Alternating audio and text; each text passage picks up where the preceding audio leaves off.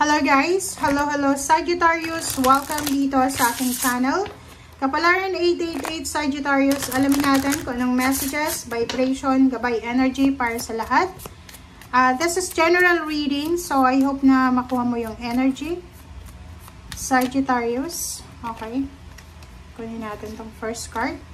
Okay, power. You have the power. Parang ano din to?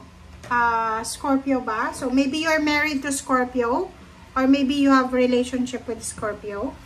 Or pwedeng may kapamilya ka na Scorpio. Tingnan natin.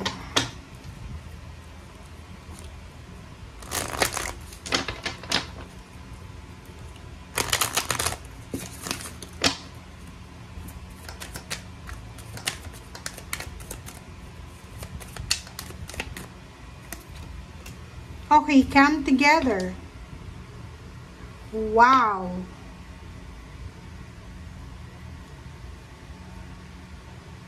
Okay. Ang ganda nito, Sagittarius. Sinasabi ng bara sa'yo dito, Sagittarius, na you have the power. Bakit? Kasi siguro ngayon sa mundo, dito sa mundong ibabaw, pwedeng pakiramdam mo, helpless ka and hopeless ka. Yung feeling alone, feeling lonely. But, hindi mo alam na you have power. You have parang spiritual power. Bakit? Kasi merong mga spiritual helpers ka na they are working as a team para tulungan ka.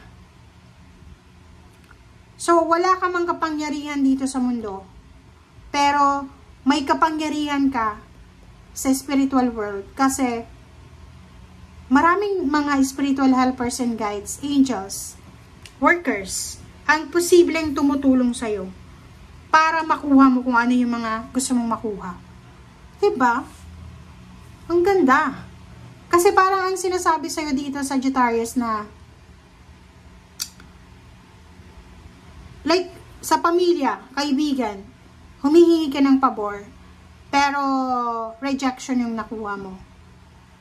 Dito sa spiritual na to, nagtutulong-tulong sila para bigyan ka ng kung ano yung pangangailangan mo.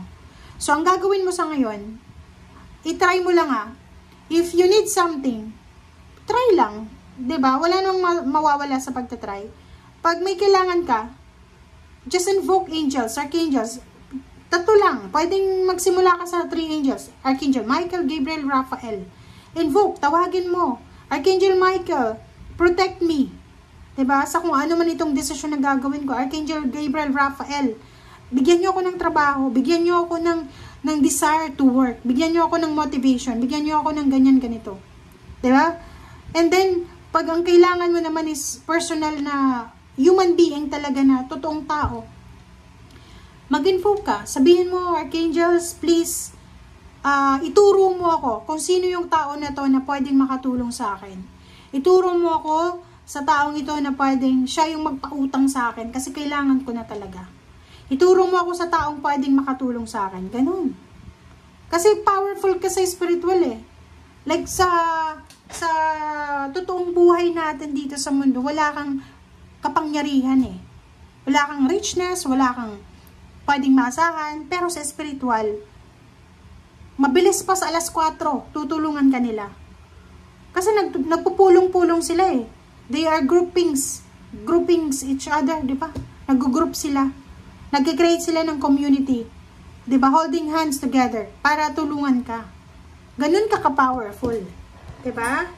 Ganun ka ka-powerful.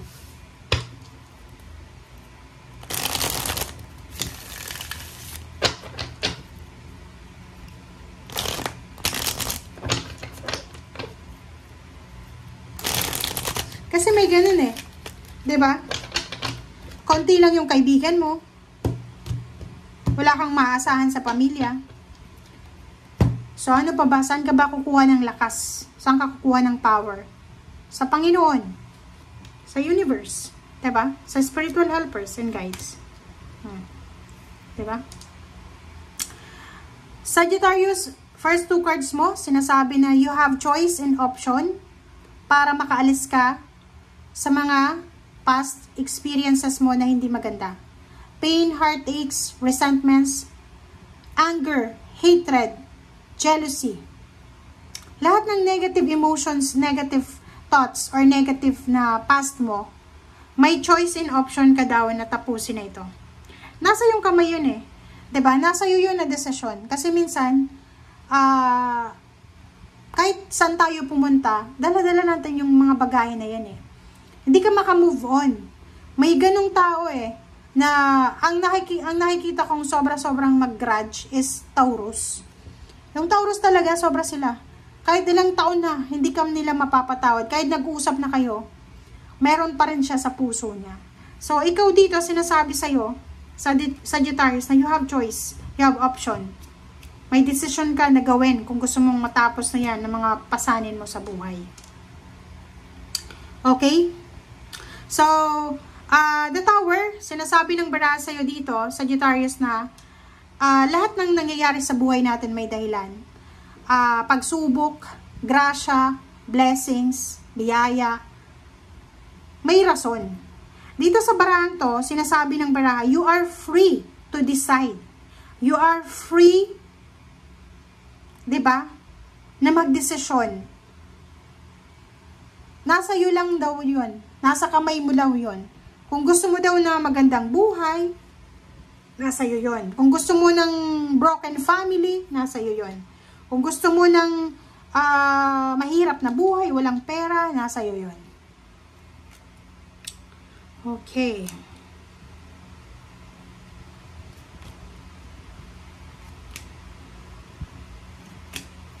Okay. Sa ilalim mo, Ace of Swords. So, Ace of Swords, sinasabi ng Baraha sa'yo, maging careful ka, Sagittarius, sa mga balita, communication, na posibleng dumating sa'yo. Hindi lahat ng balita kailangan mong paniwalaan. Hindi lahat ng chismis kailangan mong pansinin. Hindi lahat ng balita, lalo na kung nakakasira sa ibang tao, ay kailangan mong bigyan ng atensyon. Three of Wands, Three of Pentacles, Hierophant, Four of Pentacles, Four of Wands. Yung 5 cards mo sa ilalim, sobrang positive kasi meron kang hinihintay. It's either job offer, it's either opening a business, it's either money, loan, nag-loan ka, salary increase, higher position, or pwedeng mga payments and payouts, back pay, bonuses yan na hinihintay mo, na posibleng dumating sa'yo. You're lucky kasi pwedeng may asawa ka na sobrang madiskarte sa buhay.